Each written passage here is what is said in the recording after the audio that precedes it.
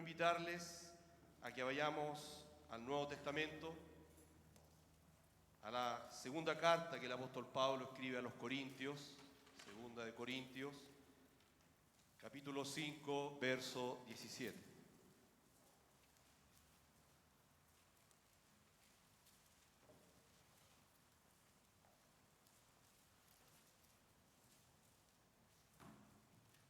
El título de esta reflexión es El cambio verdadero. El cambio verdadero.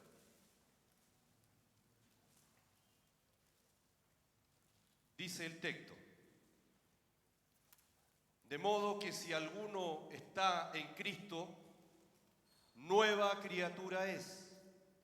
Las cosas viejas pasaron, he aquí todas son hechas nuevas. Qué poderoso es lo que nos habla este texto. De modo que si alguno está en Cristo, nueva criatura es. Las cosas viejas pasaron, he aquí todas son hechas nuevas. La necesidad de un cambio radical es una necesidad que es transversal a cualquier persona. Es una necesidad de que tiene cualquier ser humano de experimentar cambios. Cuando una nación, por ejemplo, como lo que vivimos nosotros, enfrenta un proceso eleccionario, siempre aquel candidato o aquella candidata, en fin, estoy hablando en términos muy generales, va a lograr inclinar la balanza cuando logra persuadir a la mayoría con la expectativa y la posibilidad del cambio. Sabemos que aunque hayan buenas intenciones de parte de un gobierno, no todas las aspiraciones de cambio podrán ser satisfechas. Pero a nivel personal, a nivel de su vida y la mía, en el cotidiano vivir de cada uno de nosotros, siempre está latente esa necesidad de experimentar un cambio. Algunos buscarán un cambio, por ejemplo, en el trabajo, otros en hacer un viaje. Habrá quienes harán cambio en sus hogares, ampliaciones, arreglos, pintarán, en fin. Otros buscarán hacer actividades diferentes a lo rutinario, deportes, talleres, desarrollar algún tipo de arte, etc. Hay personas que empezarán a estudiar quizás por primera vez una carrera en su vida. Otros se van a especializar en algo más técnico. Habrá quienes proseguirán con mayor profundidad estudios. En fin, se puede hablar tanto, ¿cierto?, de lo que las personas hacen o buscan hacer, pero lo que hay en el trasfondo del corazón, lo que se deja traslucir, es justamente esa profunda necesidad de un cambio. Podemos entonces preguntarnos, ¿cuál es el cambio que necesitan las personas? ¿De dónde puede venir tal cambio? ¿Qué es lo que debe cambiar en el fondo, ¿cierto?, en una persona? ¿Y cuál debe ser el carácter de este cambio? Bueno, el texto de la carta a los Corintios condensa, hermanos, todo el significado del Evangelio de las buenas nuevas del reino de Dios. Alabado sea el Señor. Expresa para todo ser humano la posibilidad y oportunidad reales de conocer y experimentar un cambio trascendental para su vida. Este texto nos habla de una condición, de modo que si alguno está en Cristo, nos habla de una consecuencia, nueva criatura es. Nos habla de una superación, las cosas viejas pasaron. Y nos habla de una renovación. He aquí, todas son hechas nuevas. Alabado sea nuestro Señor. El texto señala lo que es constitutivo de cualquier persona que se dice cristiana y despeja toda bruma de los matices humanistas y religiosos que buscan realizar una especie de hibridez cristiana.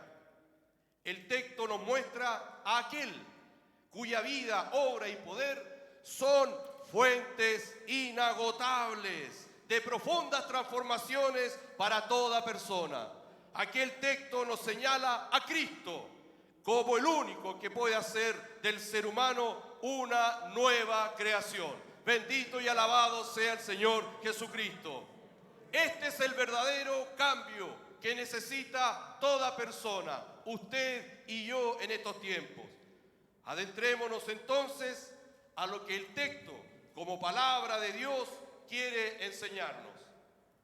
El primer concepto, el primer término es la condición primordial. Dice el texto, de modo que si alguno está en Cristo, condición primordial. Lo primero a entender es lo que no es estar en Cristo, lo que no es estar en Cristo.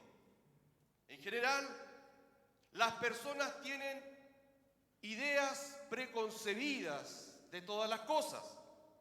Y en el mundo religioso esto es muy común. De modo que las personas están arraigadas en sus concepciones y tradiciones religiosas, porque de alguna u otra manera tienen un dominio en ese ámbito. En el tiempo en que el Señor Jesucristo estuvo en esta tierra, se enfrentó al mundo religioso, cuyos exponentes, cierto, fueron los escribas y los fariseos. Ellos se decían a sí mismos como los dignos descendientes o herederos de la promesa hecha a Abraham, o que eran depositarios de la ley de Moisés. Por lo tanto, los hacía pensar y creer que cumplían la perfecta voluntad del Padre. Pero Jesús les dice y le manifiesta lo contrario, denunciando muchas veces su hipocresía y dureza de corazón. En general, el pueblo de Israel, el pueblo hebreo, había caído en una falsa religiosidad. En una oportunidad Jesús les dice lo siguiente, esto aparece en el Evangelio de Juan, capítulo 5, verso 42. Yo os conozco, que no tenéis amor de Dios en vosotros. Es muy fuerte lo que les dice hacia este pueblo, pero también es una advertencia, es algo que también nosotros tenemos que examinar, porque muchas veces podemos caer en esta actitud religiosa y creemos que estamos en Cristo. Podemos decir entonces que pertenecer a una denominación religiosa no significa estar en Cristo, que la participación en los rituales religiosos, como los sacramentos, no significa estar en Cristo, que mantener una conducta moralmente intachable, aunque loable, no significa tampoco estar en Cristo, que el conocimiento de las doctrinas bíblicas tampoco significa estar en Cristo. Cristo no es la institución, no es el sistema religioso, no es la constitución de cánones y normas, no es la observancia de ritos o sacramentos. Cristo no es cómo nosotros llevamos una membresía cristiana o las experiencias religiosas que tenemos a nuestro haber. Podemos pensar, por ejemplo, en el testimonio que da el apóstol Pablo antes de su conversión a Cristo, que nos relata en el capítulo 3 de su carta a los filipenses, diciendo que en cuanto a la ley era irreprensible, que podía presumir de que era un religioso de alta calidad. Sin embargo, dice que todo lo estimó como pérdida, lo tomó como basura por amor de Cristo. Por lo tanto, lo que no es estar en Cristo es cuando el yo del ser humano, ese yo que se solapa en la vida cristiana religiosa, sigue de alguna manera dictaminando el cómo debe ser las cosas, el cómo yo debo llevar mi cristianismo. Mientras esté justamente el yo posicionado no habrá ninguna seguridad, ninguna convicción de que esa persona está en Cristo. ¿Qué es entonces estar en Cristo, hermanos? Lo que es estar en Cristo. En primer lugar, lo que tenemos que entender y comprender, que si bien Dios quiere una relación con todo ser humano y una relación de pacto con su vida, estar en Cristo es una obra soberana de su gracia. El que cada persona se acerque a Jesucristo es una obra soberana de Dios. Y podemos pensar en dos textos que respaldan estas afirmaciones. En Juan capítulo 10, verso 29 dice lo siguiente: ninguno puede venir a mí si el Padre que me envió no le trajere, y yo le resucitaré en el día postrero. Alabado sea nuestro Señor. Usted ha venido a este lugar, quizá por primera vez o lleva un tiempo, y todos aquellos que llevan años en este lugar, es justamente lo que dice esta palabra, que el Padre Celestial nos ha traído a este lugar. Y venimos por la gracia de Dios a escuchar las palabras del Señor Jesucristo. Gloria al Señor. Esa es la primera comprensión fundamental para entender qué es estar en Cristo. Que usted y yo estamos acá por la obra soberana de nuestro Dios en nuestras vidas, por su fidelidad, por sus misericordias y porque Él sostiene nuestra vida, nuestra fe, nuestra alma y toda nuestra existencia. Alabado sea el Señor. Maravilloso es nuestro Dios, es la gracia soberana que nos sostiene en este lugar. Otro texto que confirma lo anterior aparece en Romanos capítulo 9, verso 15. Pues a Moisés dice: tendré misericordia del que yo tenga misericordia, y me compadeceré del que yo me compadezca. Alabado sea el Señor. En un sentido somos plenamente receptores con un corazón abierto de las misericordias y de la compasión de nuestro Dios. Y eso nos hace estar en Cristo en estos tiempos. Bendito sea el Señor. Cristo, o estar en Cristo, es la revelación a nuestro entendimiento entonces de la gracia activa de Dios, la cual nos ha sido favorable para entrar a una relación con el Padre Celestial. Tal revelación que es una voz continua a nuestra conciencia y corazón, nos guarda entonces de cualquier presunción de mérito que podamos pensar de nosotros mismos. Una segunda comprensión de lo que es estar en Cristo tiene relación sobre qué fundamento estamos o en qué fundamento estamos para edificar una vida de fe.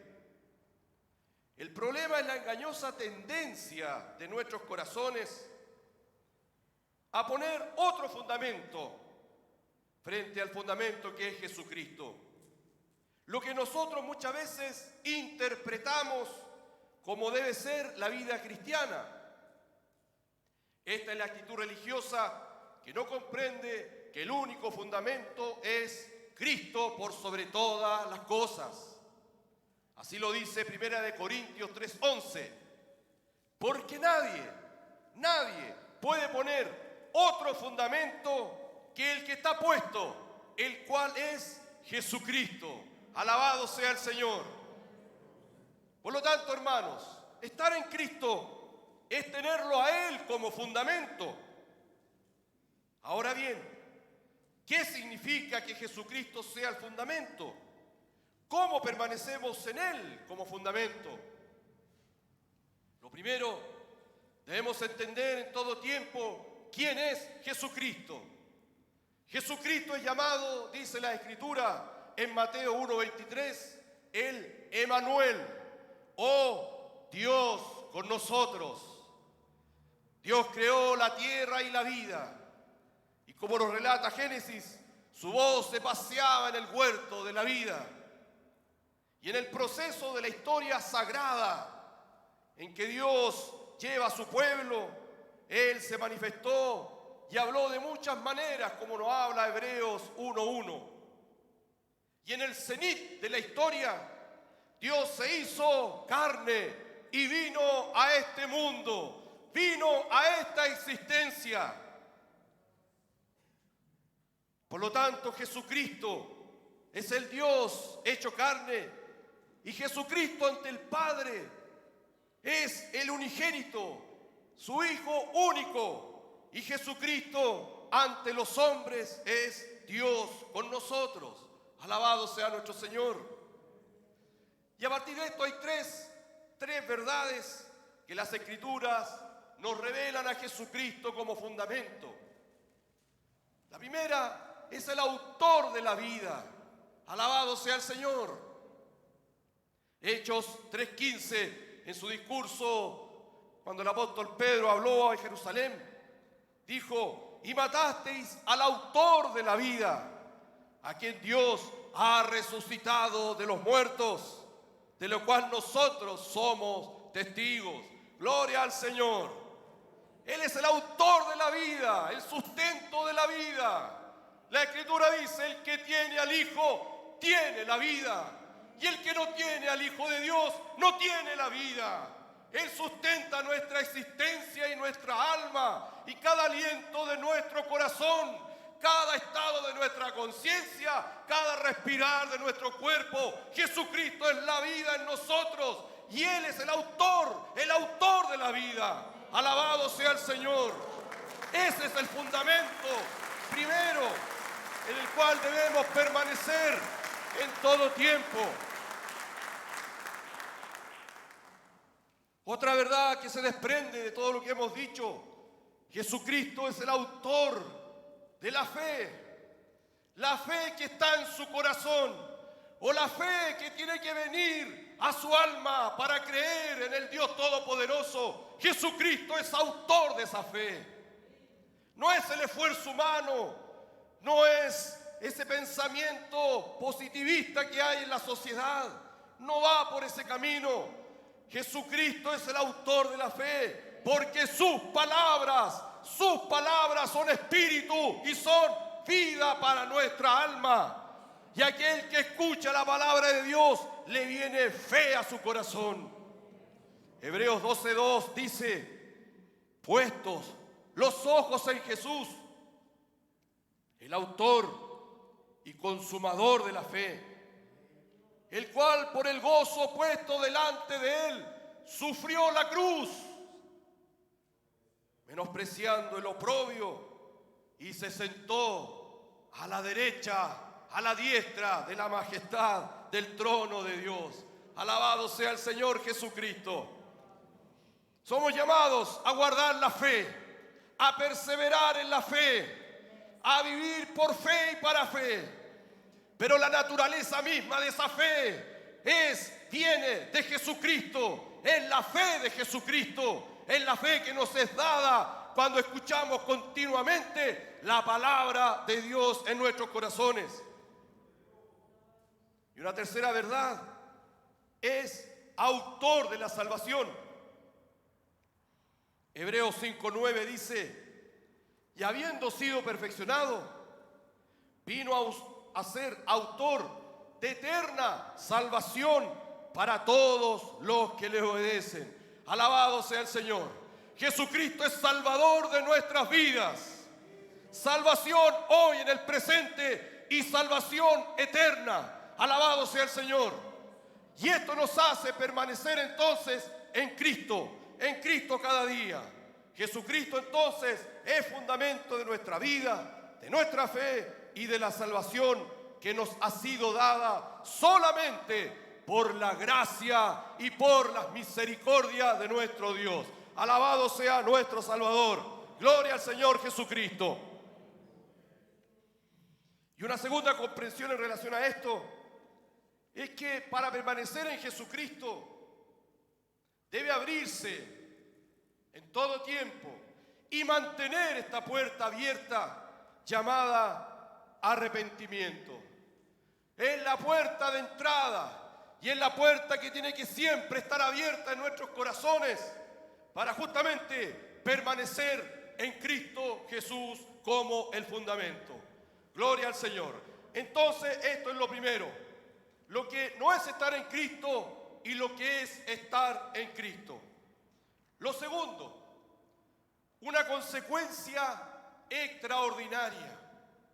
El texto inicial nos dice, nueva criatura es, nueva creación es, una nueva persona, una nueva existencia, una nueva naturaleza. Esto es tremendo la obra de Jesucristo a favor de nuestras vidas. El cambio que necesita toda persona es interno y no en las formas exteriores. Por ejemplo, un viaje placentero genera un bienestar psicológico y emocional, pero no cambia internamente a una persona. Lo que nos dice el texto, nueva criatura es, trasciende todos los parámetros psíquicos o de autoayuda o de cualquier terapia centrada en el yo de la persona, que hoy día abunda mucho. El texto nos indica que podemos experimentar un profundo cambio en el fondo de nuestro ser. ¿Dónde ocurre el cambio? En su libro El hombre espiritual, Watchman Nee dice lo siguiente, comillas, Adán vivía por el aliento de Dios, que se hizo espíritu en él. Por medio del espíritu percibía a Dios, conocía la voz de Dios y tenía comunión íntima con Dios. Era profundamente conciencia de Dios. Pero después de la caída, su espíritu murió. Esto aparece como referencia, capítulo 3, página 49, o sea que lo puede buscar después. Entonces, el cambio debe acontecer en el espíritu, de modo que el ser humano entre a una nueva relación con su Creador y su Padre Celestial. El hombre que salió del huerto destituido de la gloria de Dios por causa del pecado de desobediencia, ha caminado en su historia desde los tiempos ancestrales hasta estos tiempos de la era de la información, muerto en su espíritu y sujeto solamente a los dictámenes de su alma y cuerpo, donde su yo es amo y señor. Pero hubo un hombre que fue llamado Emmanuel, Dios con nosotros, que fue concebido por el Espíritu Santo, que vino a dar salvación, dice la palabra del Señor. Y para tal efecto, Él, siendo inocente, puro y sin mancha, ofreció su vida en sacrificio por los pecados de la humanidad. Jesús, el Mesías prometido en el Antiguo Testamento, hizo redención y expiación definitivos por nuestros pecados, trayendo el perdón y la reconciliación con Dios Padre mediante el derramamiento de su sangre en la cruz. Ahora, toda persona, usted y yo, todos estamos llamados a acercarnos a Dios mediante el arrepentimiento de nuestros pecados y por la fe en Jesucristo, confesándolo como Señor y creyendo que Dios lo levantó de los muertos. ¿En qué se traduce esto? La persona nace de nuevo, nace espiritualmente, se abre una nueva conciencia de Dios en su ser y nuevas facultades espirituales le son dadas por la gracia de nuestro Dios. Es imposible, hermanos, estar en Cristo y no ser una nueva creación. Es imposible. Bendito sea el Señor. ¿Y quiénes son nueva creación? Es imposible que no sean hijos y discípulos del Señor Jesucristo. Alabado sea el Señor. A eso nos llama entonces la palabra de nuestro Dios. A que podamos abrir nuestros corazones y volvernos en fe a Él. Y que pueda surgir esta profunda conciencia de que por la gracia del Señor podemos estar en Cristo y ser nueva creación. Lo tercero es superación definitiva. Superación definitiva. Nos dice el texto, las cosas viejas pasaron. Las cosas viejas pasaron. ¿Qué entendemos por las cosas? Las cosas son todas aquellas entidades materiales e inmateriales con las cuales tenemos una experiencia y nos dan un cierto sentido de la realidad. Objetos físicos, sensaciones, afectos, actividades, experiencias de vida, etcétera, pueden ser calificadas como cosas. Las cosas es todo aquello que es inherente al modo de existir de una persona, con los cuales está ligada consciente o inconscientemente. Podemos entonces recordar aquellas palabras del Señor Jesucristo que le dijo a Marta: Marta, Marta, afanada y turbada estás con muchas cosas. Lucas 10:41 aparece este texto. O sea que las cosas, hermanos, en que nos ocupemos o a las que nos dediquemos señalan el estado y la dinámica de nuestra propia vida. Ahora bien, ¿cómo es la existencia del ser humano? La existencia de cada persona en su vivir cotidiano. Si mirásemos solamente esta existencia desde la perspectiva de los hombres, no podríamos realmente decir categóricamente si está bien o está mal, porque con seguridad encontraremos logros, potencialidades y virtudes, pero a su vez hallamos fracasos, debilidades y vicios. La existencia a la cual tenemos que mirar es la de Jesucristo. ¿Y cómo fue Jesús ante Dios y los hombres? La Escritura dan muchos testimonios de cómo fue su existencia, su vida. Por ejemplo, con respecto a su crecimiento, el Evangelio de Lucas 2:42 dice lo siguiente: y Jesús crecía en sabiduría y en estatura y en gracia para con Dios y los hombres. Con relación a su vida adulta, cuando Jesús fue bautizado, el Evangelio de Marcos 1:11 nos dice: y vino una voz de los cielos que decía: tú eres mi Hijo amado, en ti tengo complacencia. Con relación a lo que Jesús dice de sí, el Evangelio de Mateo nos dice 11:29: llevad mi yugo sobre vosotros y aprended de mí, que soy manso y humilde de corazón, y hallaréis descanso para vuestras almas. Y con relación a lo que hace Jesús, el Evangelio de Juan nos dice: porque el que me envió conmigo está, no me ha dejado solo el Padre, porque yo hago siempre lo que le agrada. Bendito sea nuestro Señor. Juan capítulo 8, verso 29. Por lo tanto, hermanos amados, la existencia de Jesús, o ante la existencia de Jesús, ante la vida de Jesús, la de todo ser humano, pone de manifiesto una vida totalmente ajena de la vida de Dios. El apóstol Pablo describe con claridad cómo es la existencia del hombre. En Efesios 4:18 nos dice lo siguiente: teniendo el entendimiento entenebrecido, ajenos de la vida de Dios, por la ignorancia que en ellos hay, por la dureza de su corazón. Concluimos que las cosas viejas es todo lo inherente a una existencia ajena de la vida de Dios.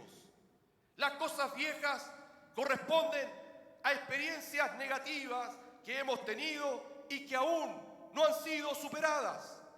Las cosas viejas corresponden a todos aquellos sueños e ilusiones que no pudimos cumplir. Son todas aquellas cosas que marcan debilidades en nuestra salud, en nuestros afectos, en nuestra autoestima, en nuestro carácter. Es todo aquello a lo que le dedicamos tiempo y dinero, pero solo nos reporta una profunda insatisfacción. Y aunque hayan cosas distintas y favorables al ser humano, por el hecho de estar en el tiempo, no permanecerán para siempre. En esta existencia, todas las cosas se hace viejo. Bendito sea el Señor. Pero el texto nos dice, las cosas viejas pasaron. Alabado sea el Señor. Cristo ha terminado con una existencia llamada pecado, en la que todo lo que el hombre es y hace lleva en sí como esta falla congénita. Y es imposible para el hombre, por sus propias fuerzas, poder superarlo. Pero Cristo sí ha podido, gloria al Señor, y con su sacrificio en la cruz terminó con el pecado y ha dado fin a estas cosas viejas y ahora viene una nueva creación. Alabado sea el Señor, alabado sea nuestro Señor Jesucristo. Aplauden al Señor, lo haga con libertad por todo lo que Él ha hecho, por todo lo que Él ha hecho. Asombroso es el Señor. Como estamos viendo en el estudio de la vida de Jesucristo, cuando los discípulos y el Señor calmó los vientos y los mares y todo, se preguntaban, ¿quién es este que hasta los vientos le obedecen y hace callar el rugido del mar? ¿Quién es este? Es el asombro que provoca el Señor, asombro inagotable para un alma y para un corazón. Porque lo que hizo el Señor en la cruz del Calvario no tiene valor realmente, o es el valor máximo en el universo. Y ahí está contenida nuestra vida, nuestra salvación, nuestra fe, nuestra identidad. Ahí viene entonces la resurrección, porque Cristo Jesús se levantó de los muertos al tercer día. ¡Gloria al Señor! ¡Eso es poderoso! Y solo me sostiene la fe en Él, porque Él es fundamento. Él es fundamento para mi vida. Gloria a nuestro Señor. En último término, renovación. Renovación. Dice el texto de Corintios, he aquí, todas son hechas nuevas. Las cosas viejas pasaron. He aquí, todas son hechas nuevas. El pecado como existencia ajena de la vida de Dios ha sido quitado. Sí, ha sido quitado mediante el sacrificio de Cristo. Con Cristo se está crucificando una naturaleza plagada de cosas viejas, que es manifestación y acción del pecado. Con Cristo se está crucificando a un hombre que por sí mismo es impotente y esclavo del pecado. Con Cristo crucificado se pone término a una existencia del ser humano destituida de la gloria de Dios. Y para el cumplimiento pleno de que al terminar con las cosas viejas vendrían las cosas nuevas, Cristo resucita de los muertos y con Él una nueva creación. Él es nueva creación, Él es la nueva humanidad, Él es el nuevo ser. Alabado sea el Señor Jesucristo. Y en esa nueva creación, Dios mismo, el Padre Celestial, la hace partícipe de su naturaleza divina. Lo que nos dice el texto hace referencia a las palabras de Jesús en Juan capítulo 10, verso 10. Y yo he venido para que tengan vida y para que la tengan en abundancia. Esta vida en abundancia es una vida en que todas las cosas son hechas nuevas. Es una vida que no es dirigida por el yo, si éste ha sido crucificado, sino por el Espíritu Santo.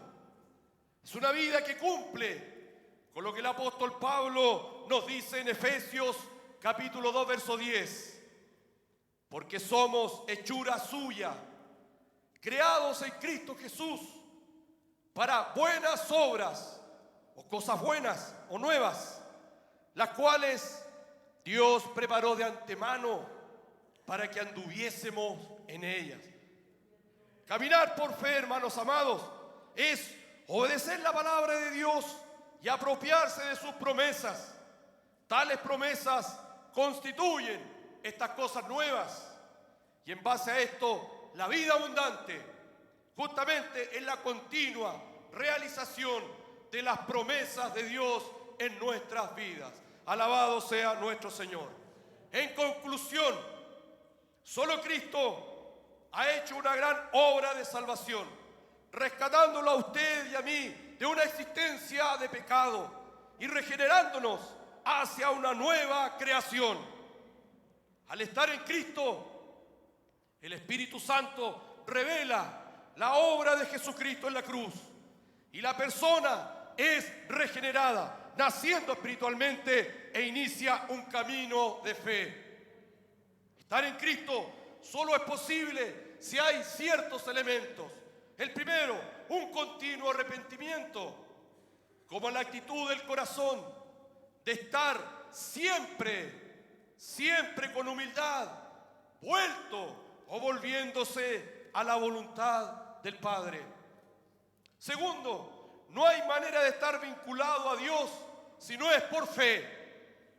La fe como esa dinámica de creer y confesar continuamente la palabra de Dios. Y lo tercero, una relación de amor y obediencia al Padre. Por amor se guardan sus mandamientos en nuestros corazones y por la obediencia se vive en función de esos mandamientos. Alabado sea el Señor. Bendito sea el Señor. De modo que si alguno está en Cristo, nueva criatura es. Las cosas viejas pasaron. He aquí, todas son hechas nuevas. Alabado sea el Señor. Quiero invitarle a orar, que pueda ponerse en pie y acercarnos al Señor en este momento.